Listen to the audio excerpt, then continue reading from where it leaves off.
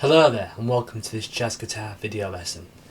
In this lesson I'd like to teach you how to play an intro which I often like to use, and it uses a few cool triad pairs which I think you'll find interesting. I have a lot of students ask me about intros, and this is a really good one that you can use over a major or a minor tune with simply just implying different harmonic triads over the 5 chord. So it's not too complicated. If you know your root position triads, you should be able to follow along. So without further ado, let's make a start. The standard which you heard me play in the intro video was a tune called Alone Together, and that's a jazz standard in the key of D minor. Now, a typical intro a jazz guitarist might play is something like a 1-6-2-5, so in the key of D minor it would be D minor, B half diminished, E half diminished, and then A7, so it might sound like this.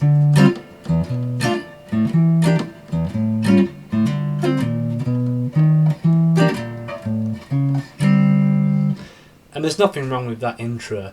It's fine, you know, when you're getting started, but I think this intro with the triads just shows a little bit more harmonic potential, and it's a nice concept to explore if you're kind of more of an intermediate jazz guitarist. So like I said, if you know your root position triads, you should be able to get to grips with this one.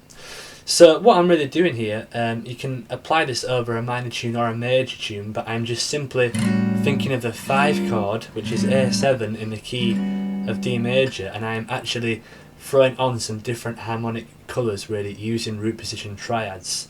So I start off with a root position A major triad, root, 3rd, 5th, A, C sharp, E, which obviously sounds a bit, you know, square by itself, but it's nice to play that to establish the starting sound before you take it away to different sounds. So, and I'm doing this in the key of D because the 5 chord is an A7 and I've got the open A string there, so you can hear the sound of the triads a bit more easier. I can just play the open string. So yeah, it starts with the A triad, root, 3rd, 5th, and then I go down to a G triad.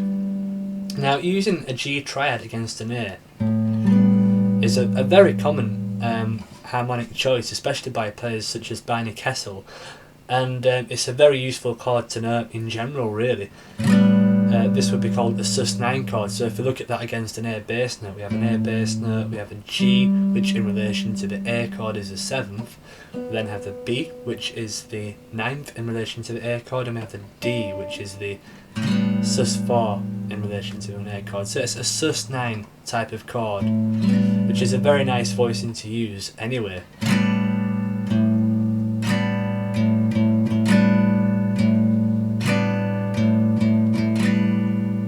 Has a very open kind of sound because of its very nature of being a sus chord, and you will hear that in itself as being an intro chord.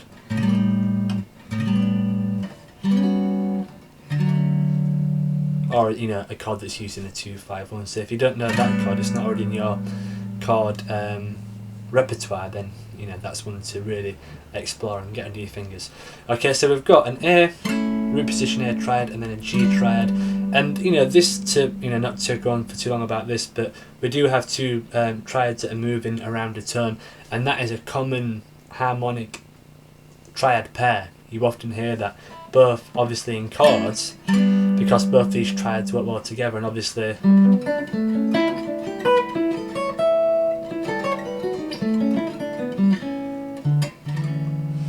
it's used in single line soloing as well. So the 2 major triads that are a ton apart, it's kind of a common thing if you're into triad pairs and you've looked at them even just a little bit.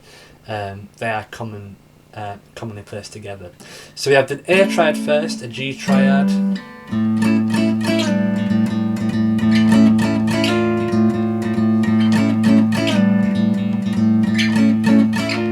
and then we finally have a B flat triad.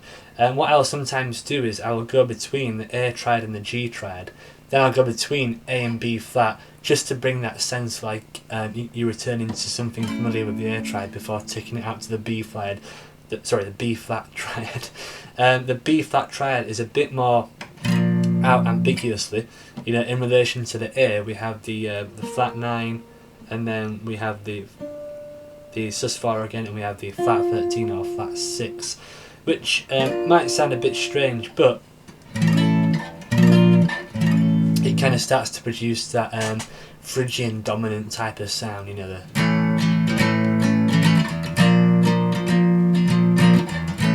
that type of sound, which I'm sure you've kind of all heard before.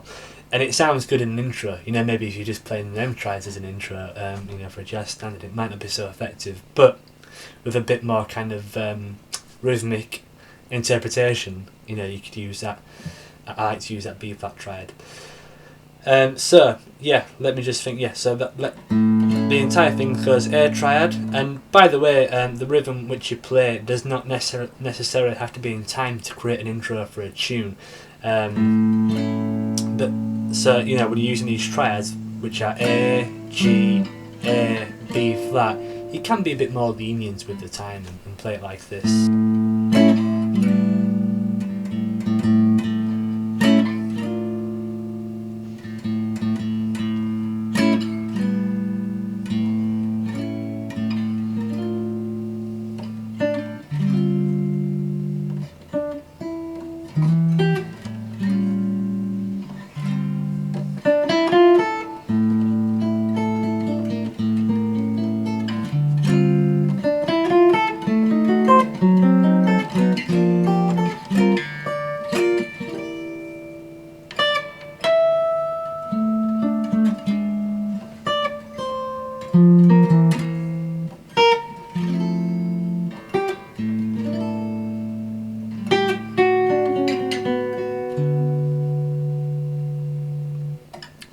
So that's how you can be a bit more lenient with the timing, rather than thinking you've got to set up a fast type of tempo there. I was just being a bit more lenient, and it still created an effective mood for playing at a slower, kind of more out of time tempo.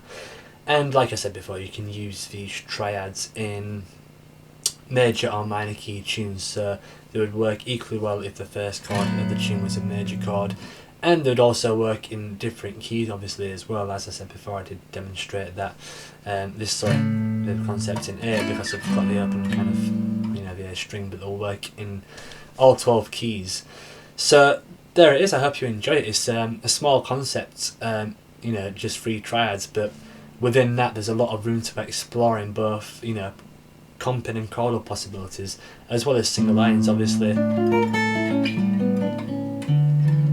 You know, you could group and play these triads in different ways across the neck and create some single line runs, but you know, of these concepts as well. But I feel like that's kind of a bigger topic for a different video, so I'll quit them ahead and say thank you for watching this video, and I hope you enjoyed the lesson. If you did enjoy this lesson, I'd really appreciate it if you could click the like button below. That would really help me out a lot, and additionally I'd really appreciate it if you could subscribe to this channel as well. Thanks for watching, and I'll see you in the next video lesson. Cheers.